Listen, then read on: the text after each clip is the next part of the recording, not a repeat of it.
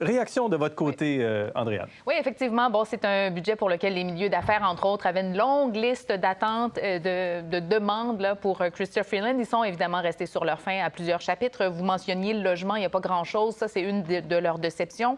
Pas vraiment de mesures non plus pour faire face à leur plus grand défi, qui est la pénurie de main-d'œuvre. Déception de ce côté-là. Et pour les PME, surtout, et la majorité des entreprises, pas d'allègement du fardeau fiscal, évidemment. Ce qui est une déception, en particulier pour les PME qui traînent toujours de lourdes dettes à la suite des 2 années de pandémie.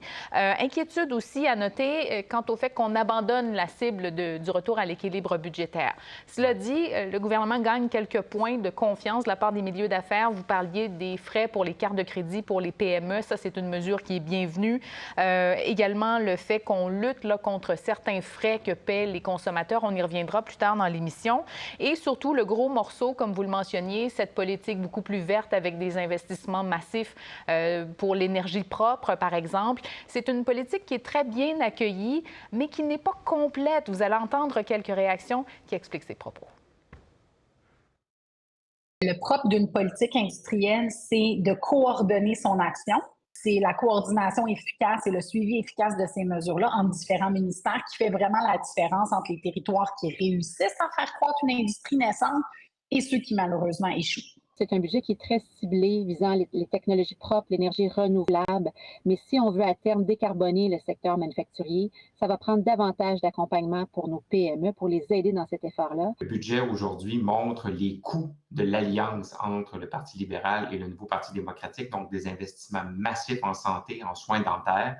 Alors évidemment, ça nous éloigne de l'équilibre budgétaire, mais socialement, c'est quand même des mesures qui sont intéressantes.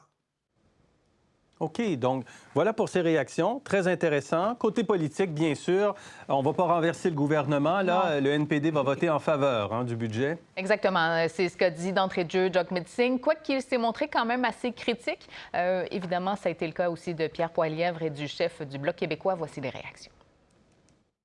Les soins dentaires sont là. On est fiers de le fait qu'on a forcé ce gouvernement de mettre le plus d'argent dans les poches des gens. On est fiers de tout ça. Mais en même temps, on n'est pas satisfait avec les manques des actions pour la crise du logement, les manques des actions pour améliorer l'assurance emploi.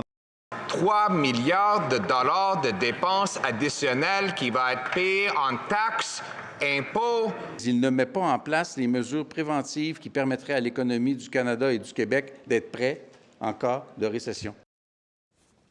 Récession, vous le disiez, qui pourrait être courte et modérée, Gérald, mais c'est vraiment l'absence de cible pour le retour à l'équilibre budgétaire qui, dans les commentaires qui sortent à l'instant, semble inquiéter davantage les économistes. Absolument. On a beaucoup entendu ça, effectivement, aujourd'hui. Merci, Andréane. On va se retrouver tantôt avec certaines mesures précises avec vous. À tantôt, Andréane. À plus tard.